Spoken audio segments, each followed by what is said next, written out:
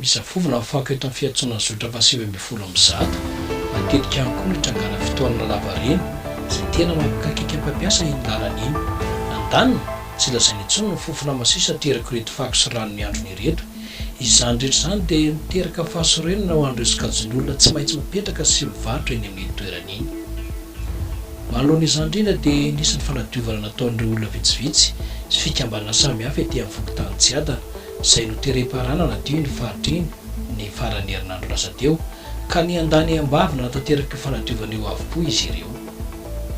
Fa araka ny toro-tsofina sy resaka miainga be ny fotony dia noho ny fisian'ireto trano izay natsahatra ny komina Antananarivo renivohitra ireto ny fanamboarana sy fananganana azy no antony iray lehibe miteraka izao fiakorontanana fakana fako sy fitohanana izao.